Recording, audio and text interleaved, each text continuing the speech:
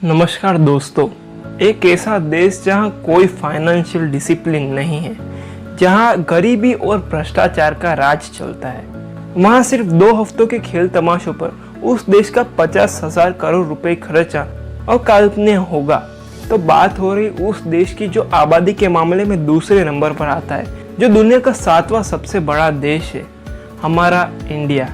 दोस्तों, इंडिया उन पुराने देशों में से एक है जो BCE यानी कि बिफोर कॉमन एरा से ओलंपिक्स में पार्ट लेता आ रहा है। जब ओलंपिक शुरू ही हुआ था, दुनिया के मेजर कंट्रीज ने कम से कम एक बार ओलंपिक्स को ज़रूरी होस्ट किया है, तो शायद इंडिया को भी एक बार ओलंपिक ज़रूर होस्ट करना चाहिए। तो दोस्तों, आज इस वीडियो में हम बात करने वाले हैं कि भारत को क्यों ओलंपिक्स होस्ट करना चाहिए और इससे हमें क्या बेनिफिट मिल सकते हैं।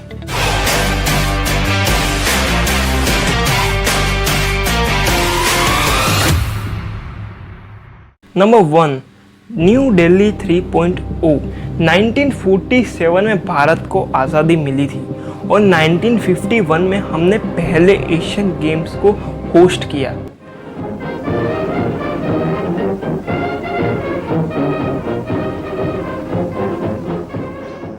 But we stumble and delayed the games by a year. But इससे एक नए कैपिटल सिटी को दूसरे देशों के साथ जुड़ने में मदद मिली। लेकिन असली अपग्रेड 1982 के एशियन गेम्स के दौरान हुआ, जो न्यू दिल्ली में ऑर्गेनाइज किया गया था। गेम्स के शुरू होने से भी पहले दिल्ली में नई और पक्की सड़कें बनवाई गई और एक अलग से खेल गांव को भी बनवाया गया सिर्फ और सिर्फ एशियन गेम्स के लिए। और दिल्ली में एक नई और यूनिक एशियाई बस सर्विसेज की शुरुआत भी की गई थी। दिल्ली के जवाहरलाल नेहरू स्टेडियम को भी उसी समय के एशियन गेम्स के दौरान बनवाया गया था। उस समय के गेम्स को देखने के लिए लोगों ने ज़्यादा मात्रा में टीवीज को खरीदना शुरू कर दिया, जिससे एंटरटेनमेंट इंडस्ट्री में भी काफ़ी इवोल्यूशन आया। और ऐसा ही दूसरा अपग्रेड दिल्ली में 2010 के कॉमनवेल्थ गेम्स के दौरान हुआ।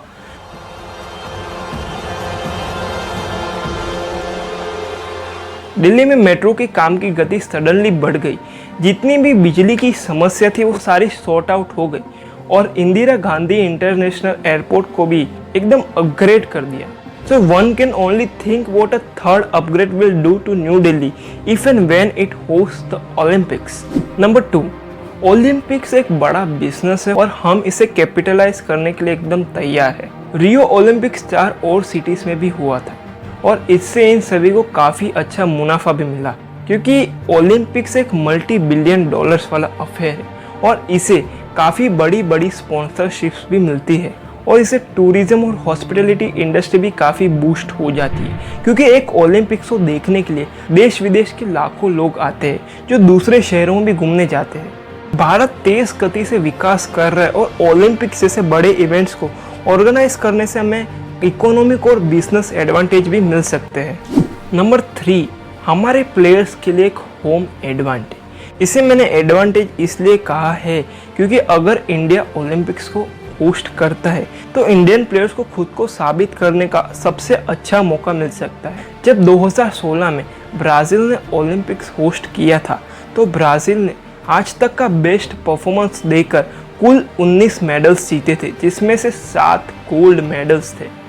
साउथ कोरिया ने भी 1948 से 1976 के ओलंपिक्स तक सिर्फ एक ही गोल्ड मेडल जीता था, पर फिर साउथ कोरिया ने 1988 के ओलंपिक्स को होस्ट करने का एक सीरियस डिसीजन ले लिया और 1988 के ओलंपिक्स में साउथ कोरिया ने 12 गोल्ड मेडल्स जीते थे।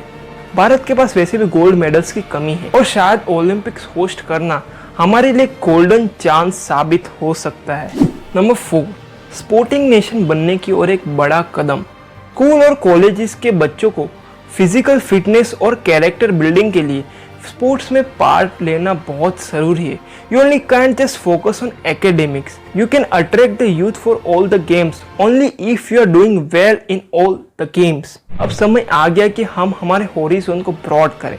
भारत में सिर्फ क्रिकेट पर ही ज़्यादा ध्यान दिया जाता है। ओलंपिक्स में काफ़ी सारे गेम्स खेले जाते हैं जिसमें भाग लेकर इंडियन प्लेयर्स खुद की खूबियों को सबके सामने पेश कर सकते हैं।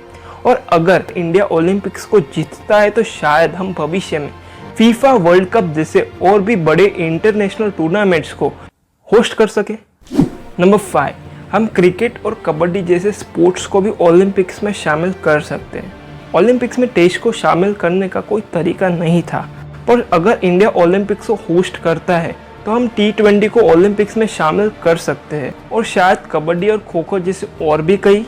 तब समय आ गया कि हम मिशन 2028 की शुरुआत करें, क्योंकि रिसेंटली जापान ने 2020 ओलंपिक्स को होस्ट किया और इंडिया पहले से ही 2024 की बिडिंग से बाहर हो चुका है। पर जो भी हो, ये चीज़ अमेजिंग होगी कि 1 बिलियन से भी ज़्यादा आबादी वाला देश जिसके पास कम स्पोर्टिंग अचीवमेंट्स है, अगर वो ओलंपिक्स जैसे बड़े इवेंट्स को ऑर्गेनाइज करता है तो बात ही कुछ अलग होगी। तो that's all for this video. अगर ये वीडियो अच्छी लगी तो लाइक और शेयर ज़रूर करना, और मेरी नेक्स्ट वीडियो के लिए चैनल को सब्सक्राइब भी कर देना। And thanks for watching this video.